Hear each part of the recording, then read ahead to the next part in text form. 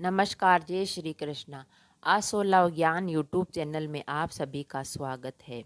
हम सुनेंगे स्वामी विवेकानंद जी की एकाग्रता का रहस्य कहानी। एकाग्रता का रहस्य। स्वामी विवेकानंद जी जर्मनी के संस्कृत भाषा के विद्वान, प्रोफेसर और संस्कृति साहित्य पर चर्चा कर रहे थे। किसी कारणवश प्रोफेसर साहब को उठकर बाहर जाना पड़ा। स्वामी जी पास ही पड़ी एक किताब उठाकर उसके पन्ने पलटने लगे। वह कविताओं का संकलन था। वे उसे पढ़ने में लीन हो गए। थोड़ी देर बाद प्रोफेसर डायसन अपना काम निपटाकर लौट आए, लेकिन स्वामी जी किताब पढ़ने में इस कदर खोए थे कि डायसन के लौटने का उन्हें पता ही नहीं चला।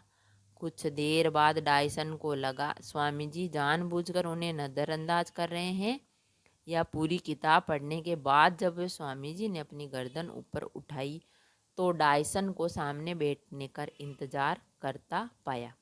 वे बोले, क्षमा कीजिए, मैं पढ़ रहा था, इसीलिए आप कब आए इसका पता भी नहीं चला। स्वामी जी द्वारा माफ़ी मांगने के बावजूद डायसन के मन का मलाल खत्म नहीं हुआ। उन्हें यही लगता रहा कि स्वामी जी ने जानबूझकर उनकी उपेक्षा की। स्वामी विवेकानंद उनके मन का भाव जान गए। उन्हें दुख हुआ। डायसन को यकीन दिलाने के लिए वे किताब की कुछ कविताएं सुनाने लगे, लेकिन इसका उल्टा असर हुआ। कविताओं की पंक्तियां सुनने के बाद डायसन ने कहा, लगता है आपने यह किताब पहले भी पढ़ी है। डायसन के इस तरह सोचने का कारण ये था कि 200 पन्नों वाली किताब कोई व्यक्ति इतने समय में नहीं पढ़ सकता। वे बोले, किताब की सारी कविताएं आधे घंटे में याद हो जाना मुमकिन नहीं है। इस पर स्वामी जी ने कहा, मिस्टर डायसन, जीवन में सबसे महत्वपूर्ण है एकाग्रता। एकाग्रता जितनी अधिक होगी आपका समय उतना ही कम लगेगा, या काम का परिणाम उतना ही ज़्यादा होगा। तो फ्रेंड्स, इस कहानी से हमें ये शिक्षा मिलती है कि भाई जो भी काम हम एकाग्र होकर करेंगे तो उस काम में समय बहुत कम लगेगा और वह हमें जल्दी से याद हो जाएगा, और उसकी जो सहन शक्ति होती है वो जल्दी हमें हमारे दिमाग में आ जाती है।